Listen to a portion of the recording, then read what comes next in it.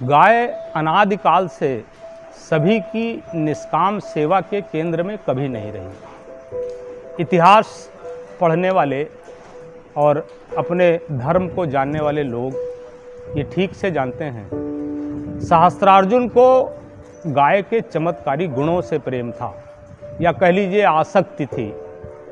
लेकिन ऋषि जमदग्नि गाय से प्रेम करते थे, गाय की सेवा करते थे, और उसी सेवा का प्रतिफल था कि उनकी गाय चमत्कारी थी। गाय आज भी संपूर्ण गुणों से परिपूर्ण है, परंतु ऋषि जमदग्नि की संतानें नहीं हैं आज, और दंश झेल रही है गाय। यह स्थिति आज तो बहुत ही भयावह स्थिति में है। 3 दशक पहले के जो चित्र और दृश्य हमारे मानस पटल पर आज भी हैं, वो भी गाय की सुरक्षा के लिए, गाय के संरक्षण के लिए हमारे पूर्वजों ने, विद्वानों ने गढ़े थे।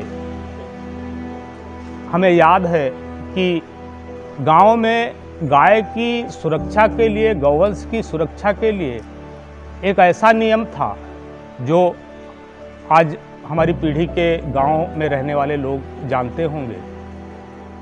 गाय और गौवंश के साथ काम करते हुए अक्सर ये स्थितियां आती थीं कि किसान बैल पर नाराज हो जाता था और वो उसे मारता था। मारते मारते उस बैल की मृत्यु न हो जाए, इसलिए ऐसी व्यवस्थाएं की गई थी कि जो क्रोध में है उसे अपना पाप करना याद आ जाए।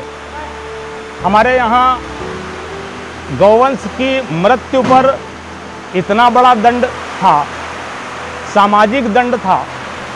उस दंड में यदि किसी पर गौवंश की हत्या का पाप लग जाता था तो सामूहिक रूप से, सार्वजनिक रूप से, सामाजिक रूप से उसका चेहरा देखना वर्जित हो जाता था।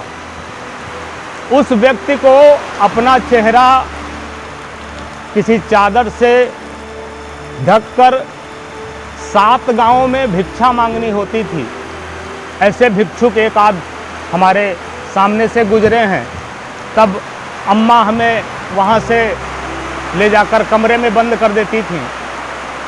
फिर उस व्यक्ति को हत्याहरण नाम की नदी नहानी पड़ती थी। यहीं पास में हरदोई जनपद है, वहाँ ये व्यवस्था आज भी है, लेकिन वहाँ नहाने जाने वाले लोग अब नहीं बचे हैं। आज जो हम आपसे ये इतिहास और बीज के कुछ उदाहरण लेकर बैठे हैं, उनकी वजह ये है कि आज हम नैतिक रूप से पतित हुए हैं। हमारे चारों तरफ गाय की सुरक्षा, गाय के संरक्षण को लेकर जो धर्म भीरुता का घेरा बनाया गया था, वो पूरी तरह दरक चुका है। स्थिति यह है कि अन्नदाता और गौवंश एक दूसरे के घोर शत्रु हो गए हैं। लेकिन गाय को बचाना, हर हाल में उसे सुरक्षित करना हमारा धर्म है। हम लोगों से प्रार्थना करते हैं, लोगों से याचना करते हैं कि गाय हमारी माँ है, उसकी सुरक्षा और संरक्षण के लिए ऐसी ही किसी धर्म भीरुता की मजबूत चादरों को गढ़ें और समाज को ओढ़ाएं। जय जीवाश्रय।